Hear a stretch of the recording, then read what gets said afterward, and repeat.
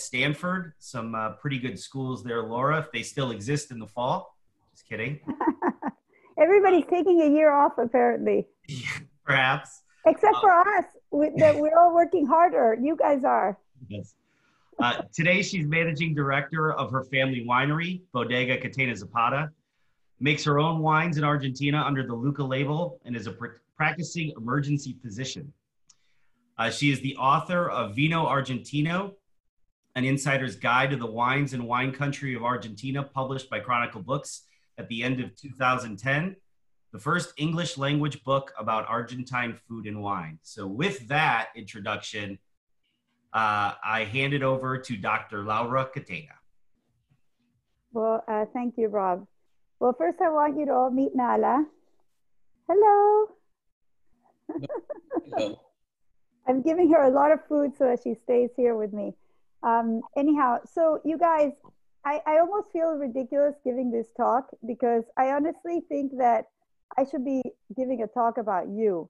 About all of you guys here, because, you know, 2 months ago, I don't know, I thought, what's going to happen? Am I going to be able to pay my team? Am I going to be able to, I don't know, run my vineyards, our vineyards next year? Like, is anything going to be possible? And then your team just came in like Superman. Like, you're all Superman and Superwomen, or Batwoman and Superman.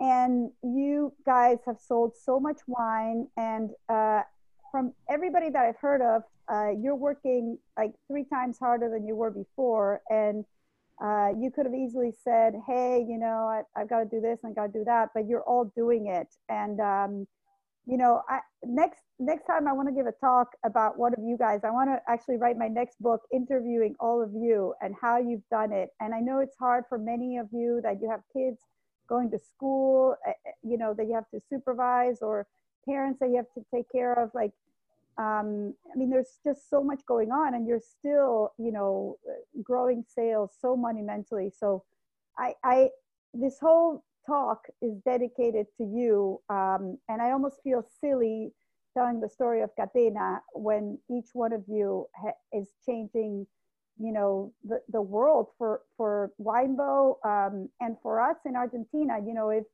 you know, we have a very less developed healthcare in Argentina, and if it weren't for companies like Catena bringing in dollars and contributing, you know, to the government, you know, there'd be people dying of hunger in Argentina. So actually, not only are you helping your families and your company, Winebow and Catena, but you're also helping, you know, thousands, millions of people in Argentina.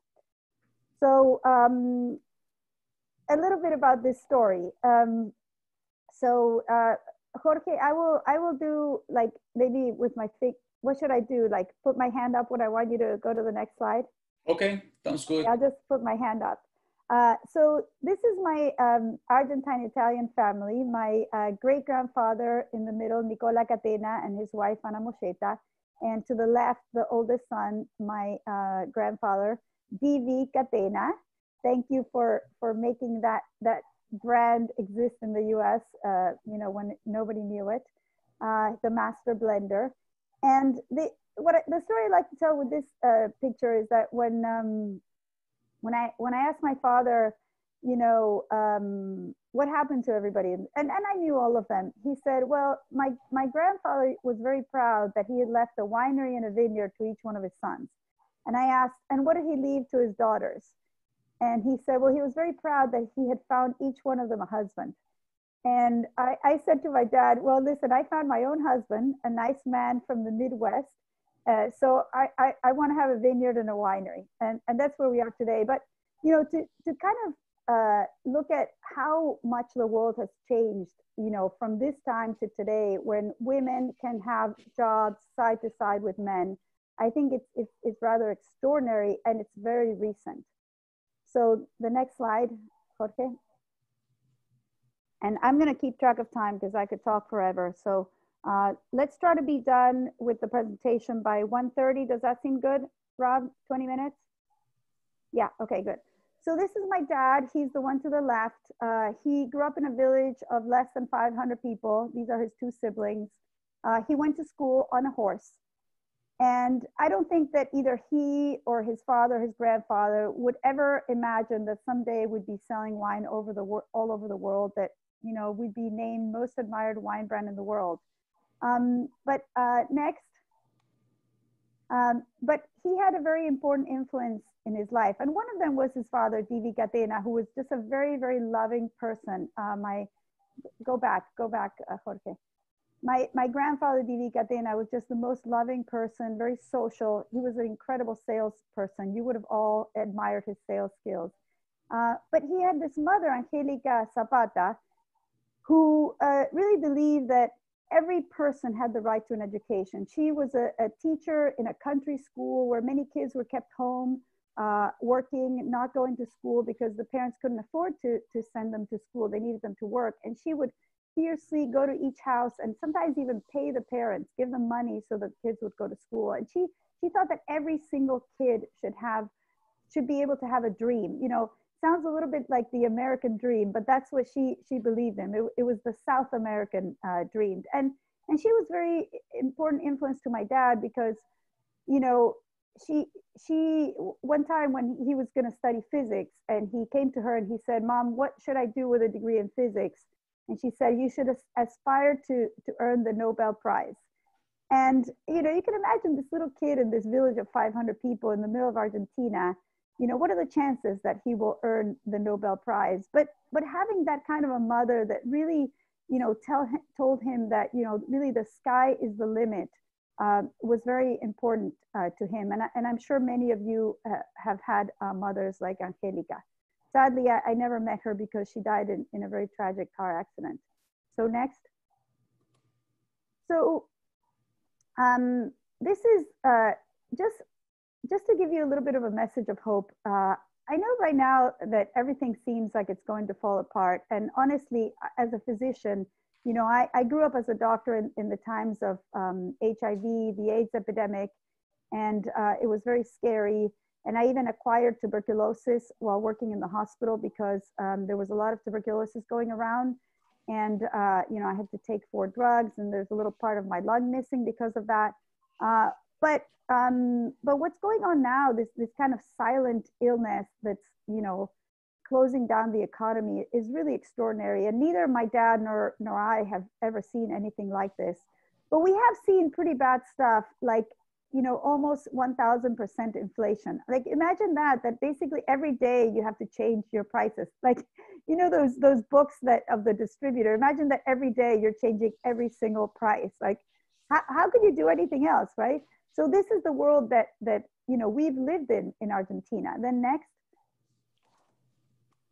And then when I was a kid, and go to the next one, these are all the different military coups. There were 3 of them. I was born in 1967. And then the next slide, Jorge. And there was a time when there were, you know, 6 presidents in 1 week. And then the next. And, you know, there was a time when, you know, there were people with guns in every corner when I was actually starting high school in Argentina. And my uncle was kidnapped and was kept actually in a closet for a week. And that was where my father said, you know, to my mom, to me and my brother, let's go to the US. And he was able to get this position as a visiting scholar at Berkeley because it's getting pretty dangerous here. And that was in the early 80s. And he continued to manage the winery, you know, by fax, by phone. And next slide. So while my father was discovering California and what the Californians were doing, and you know, trying to manage this winery in Argentina during the military government, that was the time of the Falklands War. This is me, flower child, in Berkeley.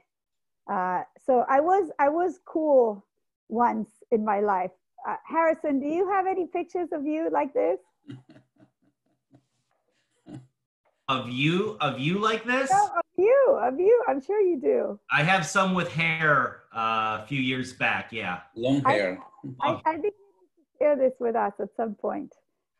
Okay, so next, So when my father was in California, and you've probably all heard this story before, but I love to tell this story because he went to Napa and he had been told by his Italian grandfather, Nicolas, you are going to be successful. You need to work hard, um, sell, but don't ever mess with the French because they have this thing called terroir that nobody else has. And my grandfather was pretty convinced that this was a fact. But my grandfather, Divi Catena, he actually thought differently, and he traveled a lot to Europe, and he kept on telling my dad, Nicolas, you have to pay attention to the Argentine Malbec because I taste a lot of wines in Europe, and I think that Malbec is something different and very good, and you should pay attention to this variety. And so on went the conversation. But when he got to California, and he said, wow, these Californians have beat the French in the Judgment of Paris. And then there's this Mr. Mondavi that thinks that he can compete with the French. He said, next slide. If the Californians can do it, why not me in Argentina? Next slide. So how do I come into the story? So, I wanted to be a physician because I wanted to help people. And that's always been my vision of my role in the world, and I still feel that way. I think that selling wine, we help a lot of people, not just, the people in Argentina that work for our winery. The whole Mendoza wine industry depends on what Catena does in terms of showing that Argentine wines can be with the best of the world. But also wine is good for your health. People who drink wine smile more. It helps reduce heart attacks, strokes, dementia. It even helps control sugar and diabetics. So, you guys are essential workers. You really are, because without wine, there will be a lot less happiness out there. And really, you need to wake up every morning and feel this because, I know you're working very long hours every day. So where do I come in? My father and I used to actually go to France because I was his translator when he was trying to figure out how to compete with, the best wines in the world. And so I fell in love with wine as a consumer first, like probably many of you did. But then one time, my father said, Laurita, we've received this great honor. The Catena has been chosen the first South American winery to be at the New York Wine Experience. And you should go because you're the only one who speaks English well. And so off I go. I knew quite a bit about our winery and our wines, but I'm standing there on my little booth and people are just walking by like, it was as if my booth said, wines from China or wines from Tibet, or, now they're making actually a lot of wine in China, but, people were just moving on and not tasting my wine. And really it was this moment when I saw that this fantasy of my father's, this vision he had for Argentine wine, I thought it was going to be a complete failure. I thought he had no chances of success. And so I better help him because otherwise, I might feel guilty that I didn't help him. And so again, I really went into wine to help my father and my country.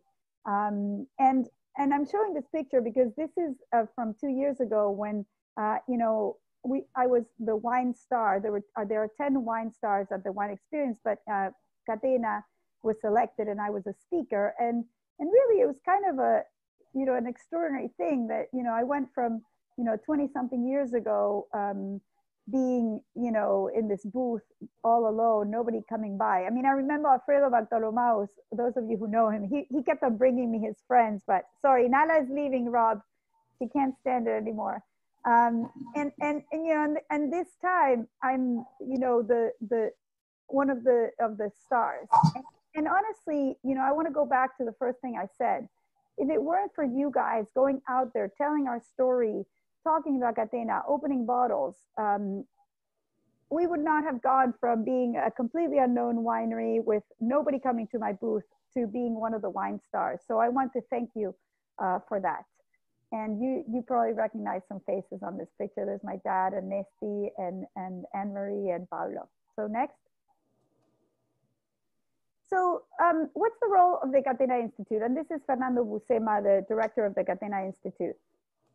So when I first went to work with my father, I really didn't know anything about selling, but what I did know was about research. And my father said very few things to me when I started. He basically thought that I was smart and I would figure things out. And I felt completely lost. Like I really didn't know anything. And here I was trying to help. But what I did know was research. And so my father said to me, listen, I'm going to teach you two things. The first one was if you can make your product twice as good as your competitor, that will win over any kind of marketing.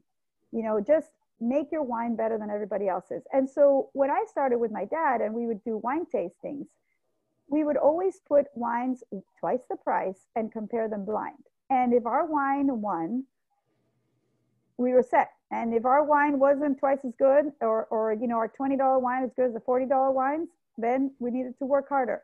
And this basic principle has stayed with me because this is the key. If you can win on quality, you always win. And sorry, Jorge, I'm not going there. Go back. Yeah. So maybe go back to the guys in the vineyard. One more back. So, you know, okay, so I was convinced, you know, make wines as good as everybody else's. How do we do this? So what I realized was that we needed to study the soil and the climate. And we had, you know, foreign consultants, people like Paul Hobbs, you know, Jacques Routon, but none of these people understood high altitude. And, you know, so for example, one of them said, go ahead, remove the leaves. That's what we do in California. We remove the leaves and the grapes burnt. It was not the right thing to do because we have this intense sun. Then we had this variety Malbec that actually, the consultants were saying, you need to make Malbec like Cabernet Sauvignon because it's a Bordeaux variety.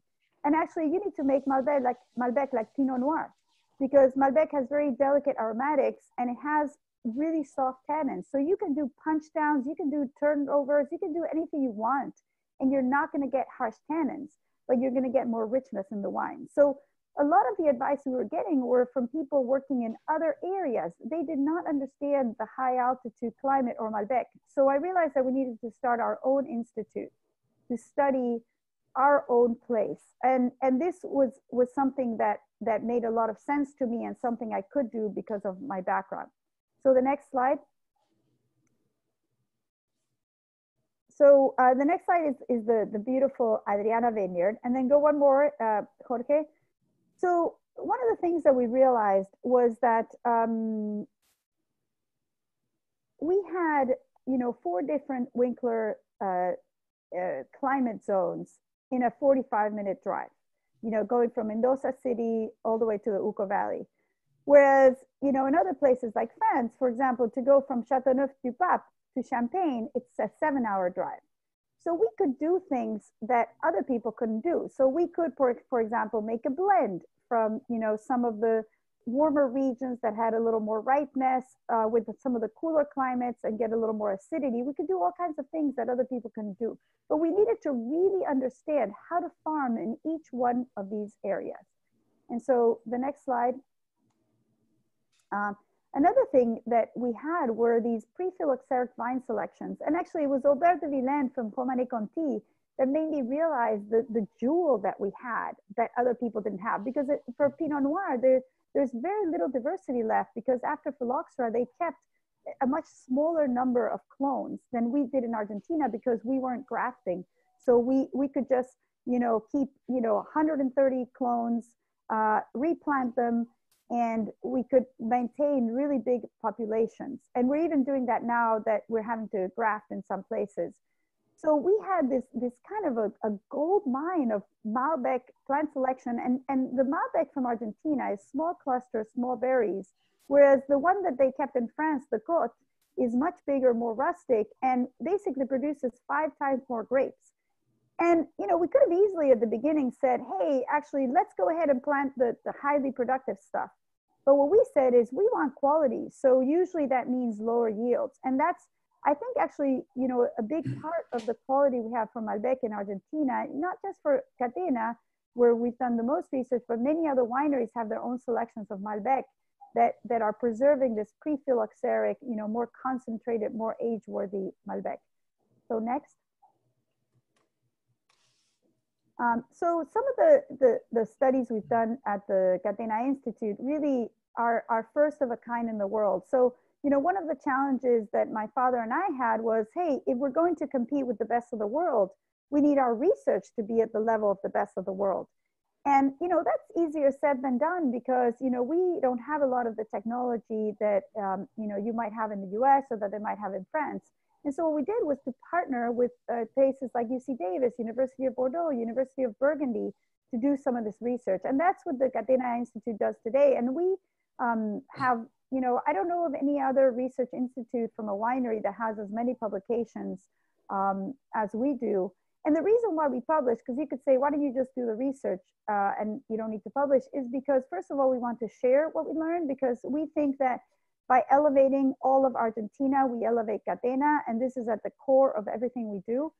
But also we want to collaborate with other parts of the world because there are threats to the wine industry, like things like viruses and diseases that affect vines that require a worldwide effort. And you know, with the coronavirus, we're seeing how important it is for people to collaborate all over the world. And actually in viticulture, this is extremely essential because most diseases are international. You know, phylloxera is international, vine viruses are international. And some of this work that we started many years ago, you know, today there's a lot more interest in other wineries and other institutes collaborating. It's not that easy to collaborate with wineries because many of them do not have serious research departments.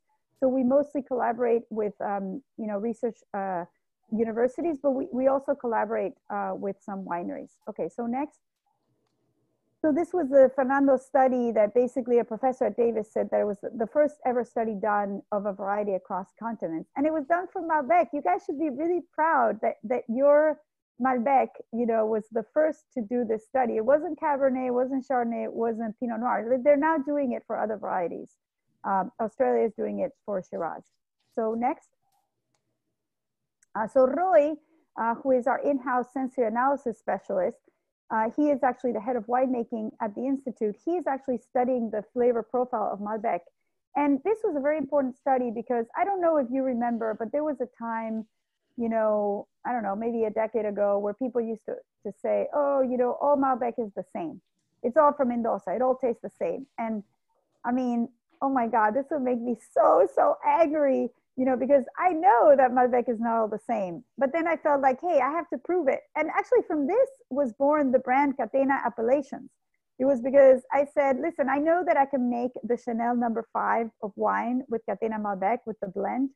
But for people to understand the diversity, I need to bottle separately. And really Catena Appellations was born from that. And I think it's been a really fun project that you know, is helping, you know, you guys very strategically with some accounts.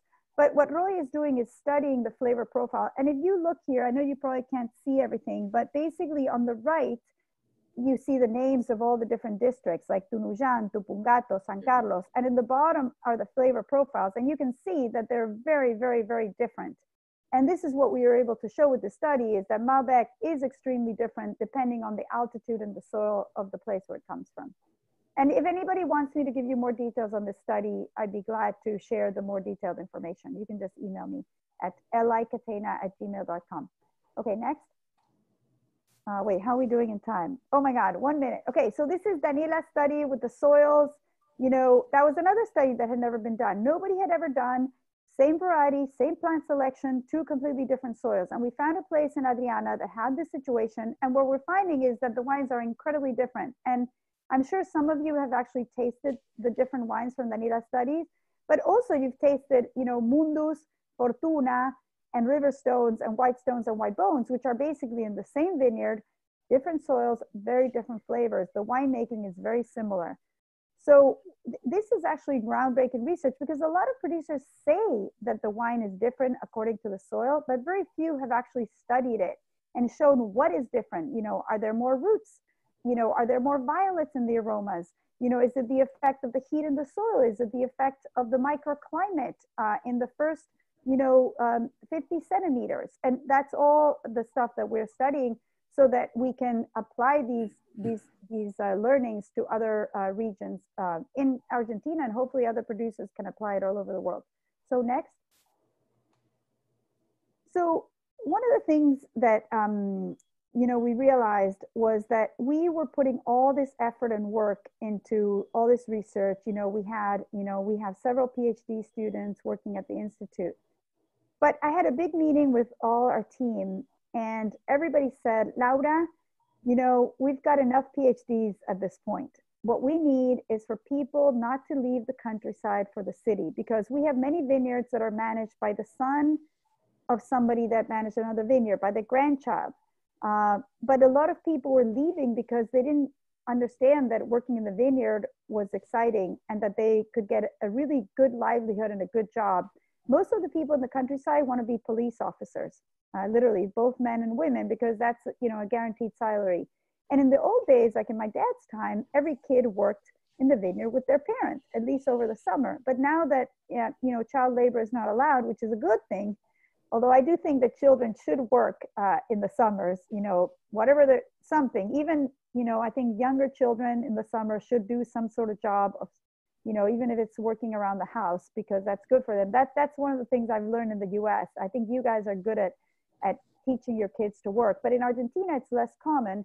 And so we started this program to bring kids starting in high school to learn about viticulture. And actually this year, it was crucial. Our 3 interns from the local community, kids that are 18 years old, were essential for the harvest, because a lot of the crews that come from Bolivia and some surrounding countries were unable to enter Argentina.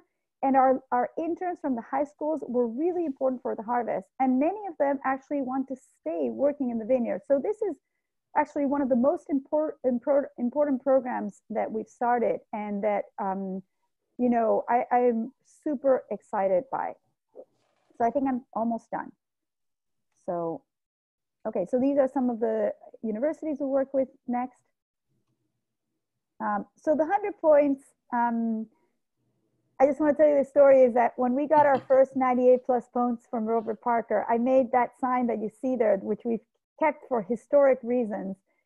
I put it on Alejandro's desk to congratulate him. And then I came back the next day and he had taken the piece of paper out. He'd crossed off the 98 points and he'd written, I want 100. And, this was like in 2005 or something like that. And now we have 6 100-point wines from Adriana, several by Suckling, 2 from Parker, some from other magazines. And, if you told me, 20 years ago when I was at that New York Wine Experience that we would get 100 points, I would have said that's impossible. And, I just take my hat off to our team in Argentina that works so hard, but they work very hard because you sell the wine. If you weren't selling those wines, we wouldn't be able to pay for all this research and do all these studies and get 100 points. And you need to know this. And this is my goal of today, that these 100 points also go to you. So next, and I'm almost done. So this is this new award that we just received for the #1 most admired wine brand from Drinks International. And we had been told that we were, in the list of the 50. And then, a few days before we got #1, I figured like, what? Our family winery from Argentina, like an Argentinian winery is #1 most admired wine brand in the world. And this is a really well done study. Wine Intelligence, which is a research organization, it's a market research organization. It's like one of these, like the IRI, like one of these things that you have in the US. They actually run this award to make sure that it doesn't get rigged by anybody.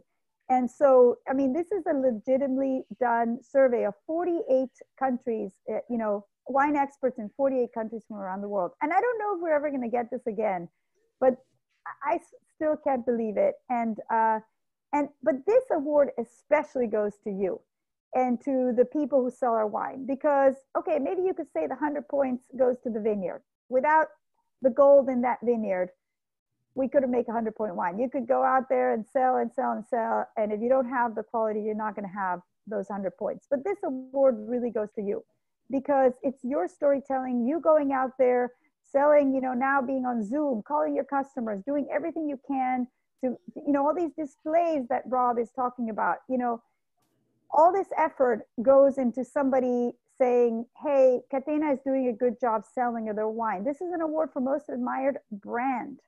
So you are creating this brand. So, you know, thank you for this award and congratulations to all of you for this award. You are number one. Let's have a clap for everybody. Okay, so I think we're almost done. I think we are done. Okay, so you wanted me, Rob, to talk about the different wines. Do you still want me to do that, or do you want to? Aura. Yeah. Okay. All right. So Can I make an interruption? yes, Gaston. Oh, this is Gaston, our CEO.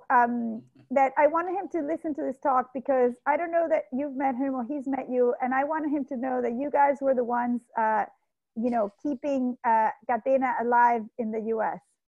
No, I also wanted to add that also the US was the flag for us in order to introduce the wines in other countries.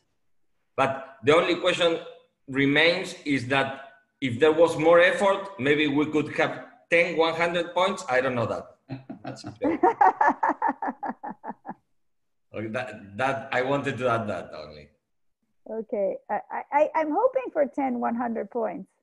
Oh yeah. Yeah, why not? Okay, so wait, Jorge, I did something weird. Okay, no, wait, I can't see, wait, 1 second. I can't see your screen anymore. I don't know what I did. Wait, oh yeah, now I can. Okay, 1 second. Okay, so wait, Jorge, for some reason, oh, you know what? I can't see your screen anymore, but I'm gonna go on my own presentation because I know what's the next slide.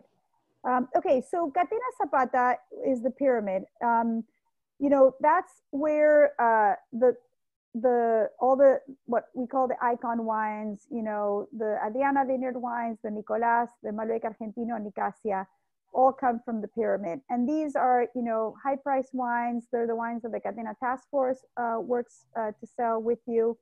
And, you know, this is the part of the portfolio that is like the umbrella. And I firmly believe, and Winebow firmly believes that, you know, it's because of the work we do with these wines that we're able to sell Catena at $20 and not at 15. You know, not that the quality is not there, but it's the prestige of Catena Zapata that helps us, you know, sell our, you know, all our wines, you know, from $20 Catena to Catena Alta. So this you know, is more limited production, you know, really high ratings. And, you know, I would say that half of the effort of our team goes into making these wines, whereas it's not half the money. But I firmly believe in selling from the top down. And I think that you guys do too. And this has always been our belief with the team at Winebow. And then the next slide is Bodegas Catena. So, you know, a couple of years ago, we renamed, you know, instead of putting Catena Zapata in the back, we put Bodegas Catena. And that's because, you know, Bodegas Catena comes from many different vineyards. So, you know, Catena is a blend from 4 different areas, you know, 4 or 5, depending, you know, for the Cabernet, it's, and the Chardonnay, it's 3 to 4, and for the Malbec, it's 5. And some of these wines are actually made in the Uco Valley, in another winery we have there, because we actually want to make the wines, you know, very, very near to where they're harvested. And so this is the new umbrella for Bodegas Catena. Now, if somebody lists, you know, this wine from Catena Zapata, I mean, I don't go crazy about it because it is the mother winery, but the correct thing would be Bodegas Catena. And so Bodegas Catena encompasses Vivi Catena, Catena Alta, and Catena. And Catena appellations. So Catena is a blend of altitudes. And, you know, to me, this Chanel number 5 concept for Catena Malbec, I always tell that story and people get it. This is a wine that every year has to be perfect, you know, and so we make this blend between, you know, 5 different sectors. There are 4 different areas and we want the wine to be absolutely fantastic and recognizable. It's a classic. So, you know, if we have, let's say, a frost in one area, or if the climate, it rained too much, we use less of that area because the wine has to consistently be an A++. And so we work really, really hard on this wine. And also for the Cabernet and the Chardonnay, it's the same concept that, you know, you will see some vintage variation, but these wines have to just be really solid. You know, a person has to open this wine and say, wow, this tastes like a $40 bottle. The Catena appellations, are what they say. They are, maybe they have a little more vintage variability because they come from one place and they need to reflect what was the taste of that place on that vintage. And it's a really fun line up for me because it allows people to taste, the different flavors. So, you get more violets in the south of Luca Valley, you get a little riper in Lulunta. And, we're doing extremely well with the appellations in the US, maybe a little more slow. It was a slow start, but now it's picked up in the last couple of years. But, for example, in Holland, we sell more Catena appellations than Catena. So it kind of depends on the country. And then Catena Alta the name is historic rose. And the concept behind Catena Alta is that every vineyard, if you talk to anybody who owns a vineyard in the world, and you say, where does your best, wine in this vineyard come from? And every viticulturalist and vineyard owner knows it's that parcel over there, because year after year, that is the parcel where the best wine comes from. And that's what is at the core of Catena Alta. It's these best parcels, and we make the same blend every year. So there's consistency. The origin's the same. It's almost like, a Bordeaux blend, but of altitude. So, in Bordeaux, what they do is they do a blend of different varieties to get a diversity and a complexity, a texture and a structure for the wine. What we do is we do, these really special parcels from different altitudes. And Divi Catena is in honor of my grandfather, who he used to be able to make just an incredible wine by blending things in. And, he was kind of like, those cooks, those chefs that will basically open your fridge and make an extraordinary, dish out of anything you have in the fridge. And he used to know how to put things together. And he loved Petit Verdot and he loved Bonarda.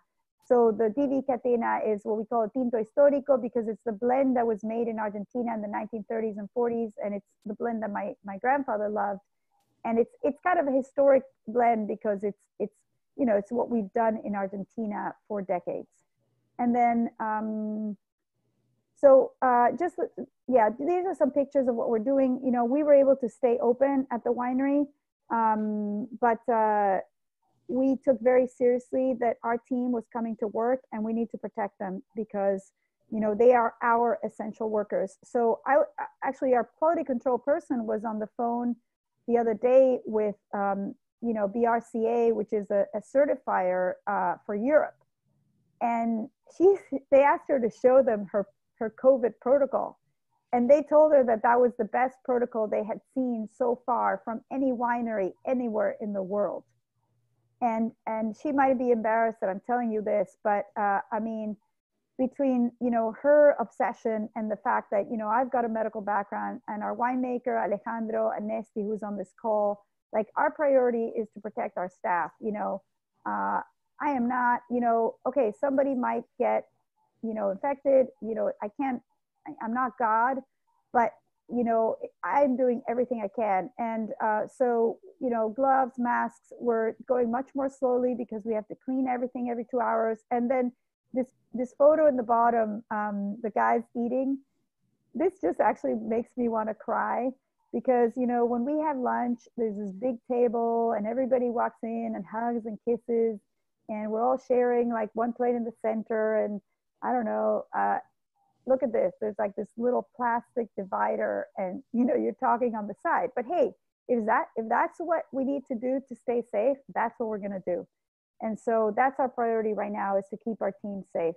And then this is just to finish, like, look at this really beautiful picture with the llamas and the flowers. You never know that there's this tragedy going around the world. And I always, when I drink wine and when I WhatsApp into the vineyards, I like to always be reminded that there's all this beautiful nature out there.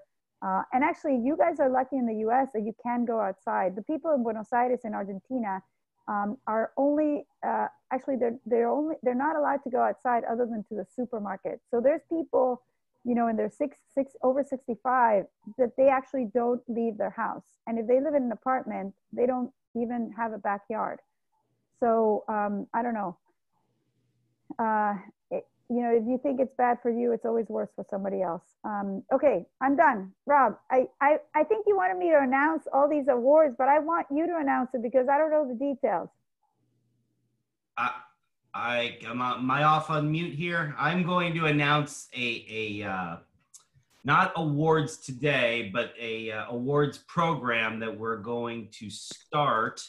Let me share my screen here. All right, can everyone see this? Mm-mm. All right, let me see if I can make this bigger. So with so much fantastic work done in the month of March, the month of April, it's time to recognize a lot of the people on this call that have built the endless amounts of Catena displays we've seen around the country. So it was unfair because we didn't have information from everybody, every market. But here is what we're going to do. We're going to move back a month and take any submissions of display photos from April through June. So it includes May, includes June. And once we have all those pictures submitted, we will announce 3 winners from each of the markets. So 6 markets, 3 winners, except for Illinois. Sorry, Terry, we'll figure something out to get you a 3rd award. But the categories will be best grocery display, best specialty, independent, or liquor display, and then the best total wine display. Because I've seen some of the largest Catena displays over the last 2 weeks. I don't want to isolate Dimitri and the Florida team because I know others are doing it, but I have seen some remarkable photos over the last couple of weeks of the displays they've built. I think, Pablo, if you're here, I think you even saw some of them out in the market. And yes, I have seen them. Pretty impressive. And it's not just classic, it's Alta, it's NCC, yeah. Amazing displays. But what we'll do is you will all submit your pictures to the VPs of the states. We will have an advanced group of display professionals, including myself and Gary. Will involve Laura and Pablo and Jorge. And we will award some Catena VIP packages to those winners of those display contests for each of those markets. So there'll be 3 winners per market on each of those, except for Illinois. And then, let's see here. Okay, so then the second award, we will award 1 from the East and 1 from the West. This will be a nomination process by the VPs, and we will award you with a trip to Catena Malbec Mini Camp. When the next round of those camps start up. Let's hope they start up sooner rather than later. But that will be a nomination process. Amarina, Paige, Terry, Mike, Jeff, and Dimitri will all submit their nominees. Gary, myself, Laura, Jorge, Pablo. We will decide who gets those awards, but there will be 1 for the East and 1 for the West. You will be lucky to be with me. Everybody. I give an award to everybody. I already decided. So I think that's it for today. I want to thank Laura. I'm sorry. Do you have anything else you wanted to say? I just wanted to say that everybody gets an award from me. Well, I will add one thing to Laura. If you do not follow Laura on Instagram, I would highly recommend that you do so. Not only is it entertaining and very knowledgeable of looking at her day-to-day activities with her dog Nala, always fun, but she's always doing interesting events and interviews that are really educational, even for someone like me who's now been selling the brand for well over 10 years. But I would encourage you to all check her out on Instagram. And if you have any questions, Jorge, I'd like to let you just introduce the CTF if you want, so everybody knows who they are. Hello, everybody. Most of you know me. The CTF is what we call the Catena Task Force. We are 3 members, and we focus on 3 main regions. After the meeting is over, since I have all your emails, I will send you the who covers where, the states and everything. So just verbally, Emery is growing. She works I call it the Mid-Atlantic and the New England area. Maria Carcassis, she covers the West, the Northwest and the mountain region. And I do the Southeast, the South Central and the Midwest. But you will be getting an email from me explaining who works where. Please reach out for us. We love to do these talks. Not only the three of us, but we have at least 10 members from the Catena team that they're always ready for us. Starting with Laura Catena, the winemakers, Pablo, Andrea. There is many people that they always offer their help. So we're not short on people helping to promote the products. We're very proud of what we sell.